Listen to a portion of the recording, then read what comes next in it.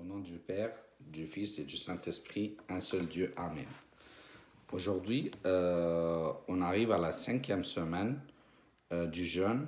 C'est la semaine du fameux miracle qui a été fait par Jésus.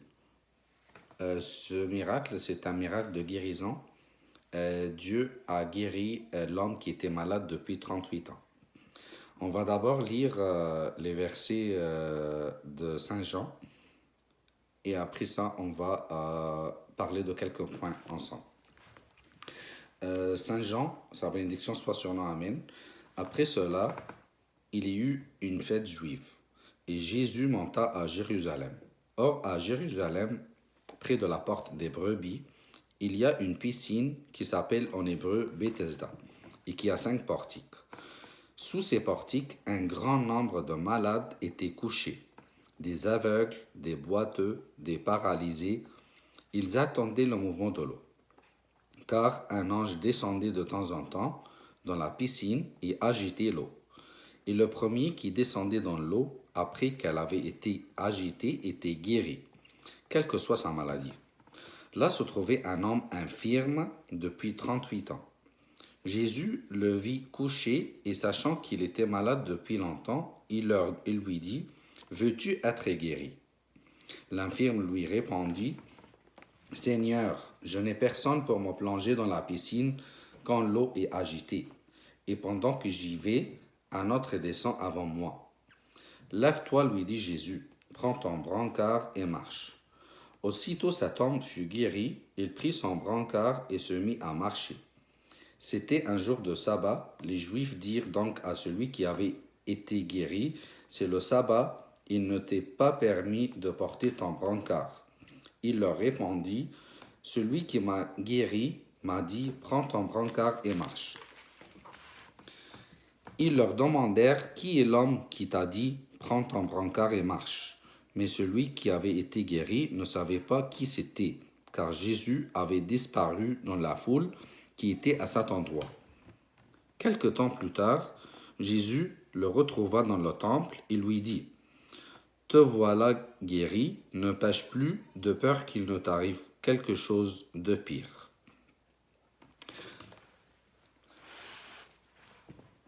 Ici, dans ce miracle, on a des points importants à discuter. Le premier point que je voulais discuter avec vous, c'est le... On va d'abord parler du miracle en général. En fait, c'était à côté d'une porte, ça s'appelle la porte des brebis. Il y avait comme des portiques, comme des petites salles, mais c'était pas des salles fermées avec des colonnes, des portiques. Et sous ces portiques, il y avait des gens malades. Et à chaque année, il y avait l'ange qui est arrivé à côté dans l'eau, dans la piscine, pour bouger l'eau. Et là, le premier qui descend dans l'eau, il était guéri de sa maladie. Donc à chaque fois, l'homme qui était malade depuis 38 ans, il essaie d'aller dans l'eau, quand l'eau est agitée, mais il n'a pas le temps parce que il était paralysé, il ne pouvait pas marcher et il y avait personne pour l'aider. Donc il y avait toujours quelqu'un qui arrive dans l'eau avant lui pour qu'il soit guéri. Donc Dieu est venu voir cet homme et il lui a dit, « Est-ce que tu veux guérir? Veux-tu être guéri ?» L'homme, il a dit à Jésus, « J'ai personne pour m'aider quand l'eau est agitée à chaque année. » Mais Dieu lui a dit, « Prends ton lit et marche. Lève-toi et prends ton brancard et marche. » Donc Dieu avait guéri cet homme. Qu'est-ce qu'on comprend de ce miracle? Je pense que tout le monde connaît ce miracle, mais il y a des points importants. Les 38 ans, l'homme était malade depuis 38 ans. Qu'est-ce que ça veut dire? Qu'est-ce que ça nous dit? 38 ans de maladie. Il y a des maladies qui étaient reliées au péché. Donc cet homme avait fait du péché pendant sa vie, c'est pour ça qu'il était malade pendant 38 ans. Est-ce que toutes les maladies sont forcément reliées au péché? Non. Il y a des maladies qui sont pas relié au péché. C'est pas parce qu'on est malade qu'on est forcément des pécheurs ou on a fait du péché pendant notre vie. Mais dans le cas de cet homme avait fait du péché, c'est pour ça qu'il était malade depuis 38 ans. Euh, 38 ans, c'est une longue période. C'est presque deux fois votre âge. Donc, c'est une longue période et malgré toute cette période, l'homme n'a jamais perdu l'espoir. C'est ça le message que Dieu veut nous donner ici. Il faut jamais, jamais perdre l'espoir. On peut demander des choses, on a tous des choses qu'on veut faire et puis on demande au Dieu. Des fois, la réponse de Dieu vient en retard. Il faut jamais, jamais perdre l'espoir. Des fois, les choses qu'on demande, Dieu voit que c'est pas vraiment les meilleures solutions pour nous. Donc, il faut jamais, jamais dire ah Dieu il veut pas nous donner tout ce qu'on veut, on n'aime pas ça. Non, Dieu il sait qu'est-ce que vous avez besoin et puis il sait quand il vous donne des choses. Donc l'homme était malade depuis 38 ans, mais malgré ça, il n'a jamais perdu l'espoir.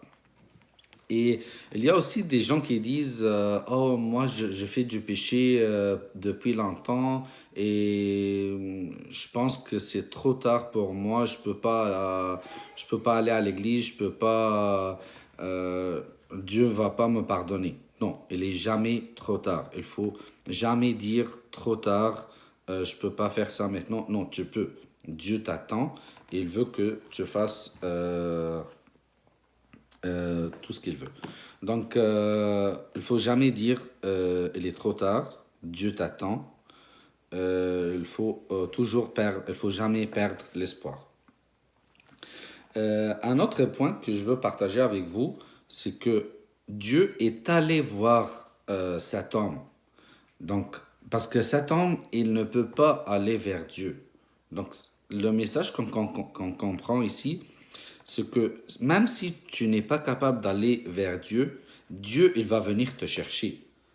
Mais le plus important, c'est quand Dieu viendra te chercher, il faut que tu acceptes Dieu. Donc, moi, ce que je peux comprendre ici, c'est que un virus comme le corona qu'on a maintenant dans ces jours, euh, c'est c'est Dieu qui veut qu'on s'approche de lui. Même si on ne peut pas s'approcher de lui, Dieu va venir te chercher. Donc, il faut que tu ouvres ton cœur, il faut que tu acceptes Dieu. Donc, le message de Dieu ici, c'est clair. Même si tu n'es pas capable d'aller voir Dieu, Dieu il va venir te chercher. Il faut que tu acceptes Dieu. Parce qu'il y a même des gens, malgré tous ces messages que Dieu envoie, ils ont toujours le cœur fermé. Ils ne veulent pas accepter Dieu. Dieu n'aime pas ça. Il faut toujours qu'on accepte le message de Dieu. L'homme qui était malade, un autre point à discuter, l'homme qui était malade, il a dit au Dieu, j'ai personne, j'ai personne pour m'aider. Qu'est-ce qu'on comprend de ça? Que on comprend que quand on est dans une situation difficile, quand on a besoin de faire quelque chose et puis on n'arrive pas, on essaie toujours de chercher des gens pour nous aider à faire cette chose-là. On oublie toujours Dieu. Par exemple, on veut chercher un travail et puis on essaie de chercher des références pour qu'ils nous acceptent au travail. Oui, on peut faire ça. Dieu nous a pas dit de ne pas faire ça, mais on commence par demander au Dieu. Dieu va nous envoyer les gens qui vont nous aider. Donc, en premier lieu, on demande au Dieu parce que c'est Dieu qui est capable de tout faire. Un autre point important, Dieu a parlé avec l'homme malade et puis il lui a dit, veux-tu être guéri? Ça, là, cette question, ça paraît un peu bizarre parce que un homme qui était malade depuis 38 ans et Dieu vient lui dire veux-tu être guéri? Moi, moi, quand j'ai lu cette question, je trouvais ça bizarre. Est-ce que Dieu, tu me demandes, après 38 ans de maladie, tu me demandes si je veux être guéri? Si je veux être guéri? Oui, parce que le message qu'on comprend ici, qu'il y a des gens qui sont malades, qui sont dans le péché et qui ont vécu longtemps dans le péché et qui veulent pas quitter ce péché, qui veulent toujours continuer. Donc c'est ça le message que Dieu voulait nous envoyer ici. Que il faut que il faut, il faut que tu veuilles, qu'est-ce que tu veux faire? Est-ce que tu veux être guéri? Est-ce que tu veux quitter le péché? Est-ce que tu veux continuer avec moi? C'est ça le message que Dieu voulait nous envoyer ici. Par exemple, quelqu'un qui fume depuis très longtemps, et puis on essaie de lui dire arrête de fumer, c'est pas bon pour la santé, et puis la réponse de cet homme dit oui, je vais arrêter quand Dieu le veut. Mais non, Dieu le veut. Est-ce que toi tu veux? Mais si toi tu veux, tu vas le faire. Dieu va t'aider. Donc, il faut toujours vouloir arrêter le péché, aller vers Dieu.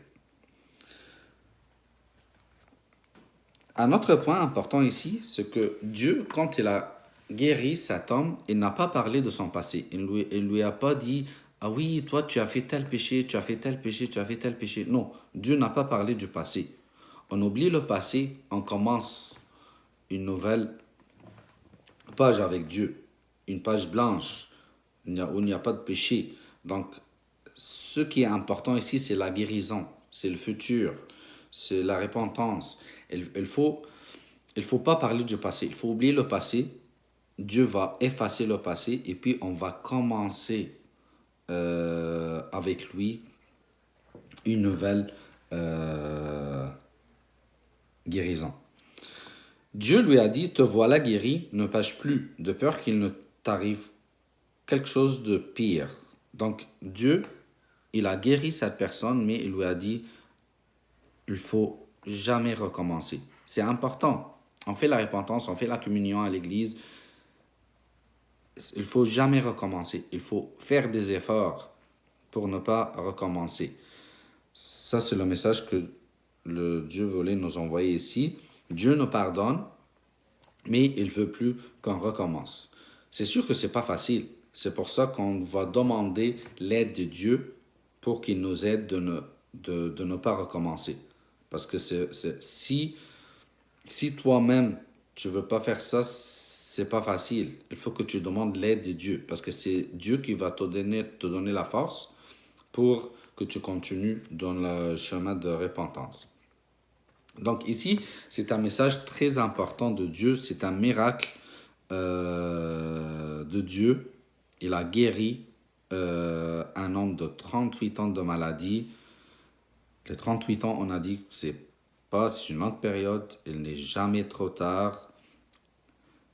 Dieu est allé voir les gens euh, qui ne peuvent pas le voir. Cet homme, il ne peut pas aller voir Dieu. Donc Dieu est allé le chercher.